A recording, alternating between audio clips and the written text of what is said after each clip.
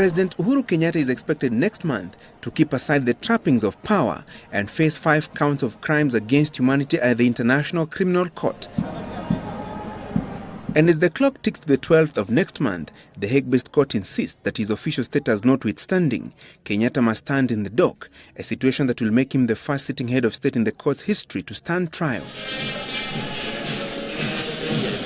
But while addressing the nation during the Mashujaa Day celebrations, the president, whose deputy is still at the Hague for his trial at the ICC, insisted that the cases will soon be over.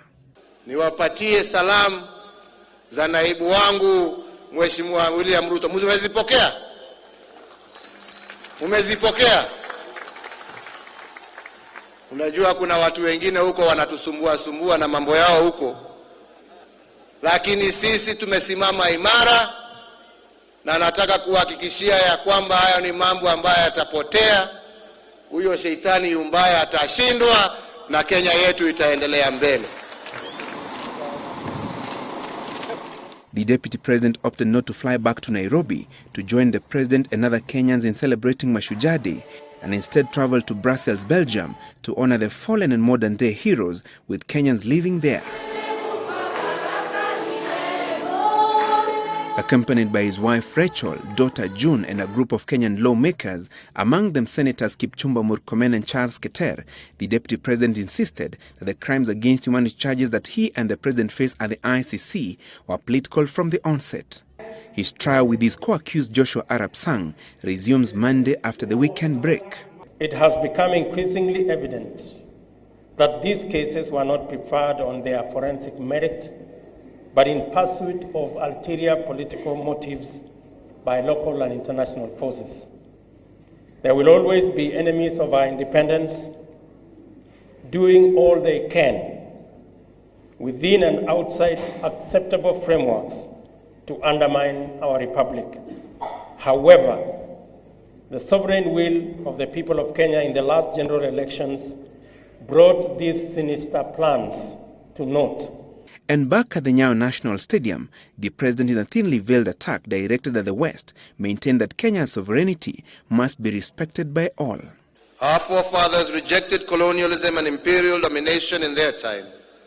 We must honor their legacy and stay true to our heritage by rejecting all forms of domination and manipulation in our time.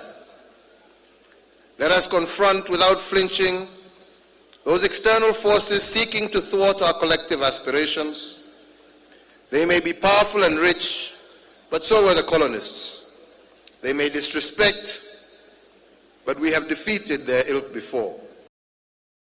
President Kenyatta is facing 5 counts of crimes against humanity, namely murder, forcible transfer of population, persecution, and other inhumane acts. The trial chamber handling his case has granted him conditional excusal to enable him execute his state functions while his case goes on at the ICC.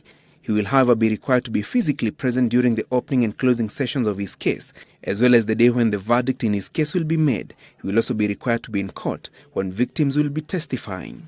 President Uhuru Kenyatta has a date with the trial chamber presided by Judge Kuniko Ozaki on the 12th of next month, and with the UN Security Council yet to make a determination on the deferment application made by Kenya and the African Union, it remains unclear whether the president will be attending the trial, even after ICC gave him conditional excusal from his case.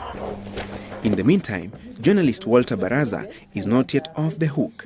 The International Criminal Court that has issued a warrant of arrest against him for allegedly trying to corruptly influence prosecution witnesses says he will have to be transferred to The Hague, even if the Kenyan government will prosecute him for the same charges.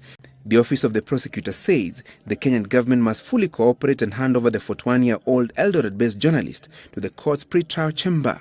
Francis Gachuri, Sunday Live.